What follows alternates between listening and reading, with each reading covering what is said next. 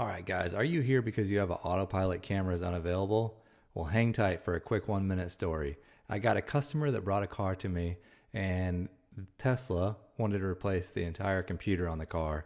All it was water inside the camera. So luckily, this customer was smart enough, took it to Tesla. They said they wanted to replace the computer. She saw that there was water in the camera and said, well, couldn't it be this? And they said, nope, it's the computer. So she hit me up and said, hey, can you replace this camera? I said, sure, I'll give it a shot. I don't know if it'll fix the issue, but we'll try it. So sure enough, that's what we ended up doing. Ordering the camera, installing the camera, and it didn't have to have a $2,300 computer replaced in the entire car, which is crazy. So luckily, we saved her a ton of money, and she was so happy. So if you have this problem, Autopilot Cameras Unavailable, some things that you'll look for that you'll have is if you go into your camera preview, just like this, you'll see all of your cameras except for whatever camera has water in it. So this one, it just so happened to be the right fender. So you can see the left fender looked fine. The right fender had just black, nothing showing at all. So then I went into service mode and I had this APPW139 error code. And so as soon as we put the new camera in, it cleared this code. So this related obviously to that camera. And so the first thing you want to do before you get into all this is you power off the car. So you go down, safety, go down to power off, power it off. Get yourself your brand new camera. And what I wanted to do is show you guys a little bit of this because I haven't seen anybody else talk about this. So the part number for this is 1495865. And so what you want to do is look at these little clips. So the top clips on the top, you'll see here, they are very small and they are very prone to breaking. So get familiar with these clips so that way you know kind of what you're doing blindly, because what you're going to do is you're going to go inside the fender blind and you're going to press on these little tabs to release this camera. So as you can see, the top one, they're going to go and they just go in one way. It's like a kind of a check valve. They just go in to the fender and that's where they remain. So when you release this, you're going to push on the bottom tabs on the bottom, which you'll see in a minute, that tab right there.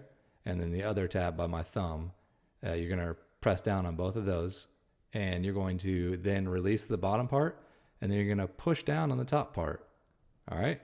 So that's what it looks like. So now the next thing you want to do is you want to tape this all up, tape your fender up, and that way you don't scratch it when you try to pull it out of here. So once you get it all taped up, the next thing you're going to do is you're going to take off this bottom trim piece. So you're going to pull out the trim clip for that. And then you're going to pull off, this is a Model Y, so you're going to pull off the fender garnishment, they call it, or the trim molding. And to do that, you'll see that little piece of that tab on the very bottom. You need to lift it up and out after you've released some of the clips. So now you're going to get yourself a little plastic pry tool to open the fender up so you can get your arm in there. Hopefully you have a skinny long arm like me, because it was a reach even for me. So what I'm doing here is I'm pushing on the bottom and then you'll see it end up popping out. So pushing on those two tabs on the bottom side so you get the bottom part out, and now it's already out. So I'm going to go back and I'm going to show you from the top side. So pushing from those bottom tabs on the bottom, and then you'll see it kick out on the bottom just a little bit. All right, so now we're good. So the bottom's out. So now you want to keep that out, and now you're going to take it from the top and kind of pull down and out. Now, obviously, edited it a little bit, but that's all you have to do. You'll put a little bit of pressure on it, and this clip was actually already broken. So she took it to a wrap shop initially, and they didn't want to mess with the camera system on it. So that's kind of why she brought it to me as well. But so these clips, you're going to press in with your thumb. So you have a nice little, hope you have a thumbnail, and you're going to press down on the little detent. And some people show you using tools. It wasn't necessary to use tools on this one. So you just use your thumb, push it down in there, and then pull it straight back and it comes right off.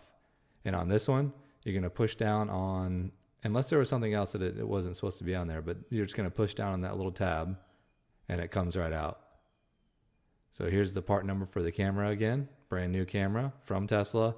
I didn't mess with aftermarket. They're very particular on their software. And so I didn't want it to see a camera that it didn't recognize or didn't know how to function. So next step is just plugging this thing back in. So you plug in the coaxial there, And then on the other side, you're going to plug in your electrical.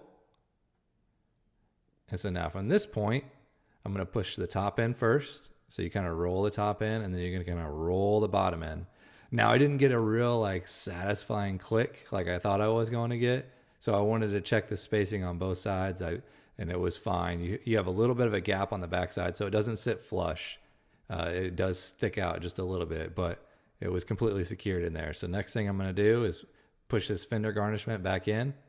So you're going to push in a couple of top clips, and then you're going to take the bottom, tuck it into the bottom trim piece, tap all your clips in so they seat. Then you're going to take your trim clip and you're going to insert it in there to make sure it doesn't go anywhere. And then go check out your work. So hop on inside. No more code. That's a good sign so far. And then you're going to go into service mode and go into camera preview. And so we're going to check our cameras. And as you can see, the right fender is showing a camera perfectly fine. So the next thing we want to do is clear out the calibration. So it says it may take up to 100 miles for Autopilot to come back, but it didn't take that long. So if you have this issue with your car, don't replace the computer, replace just the camera. Thanks for watching.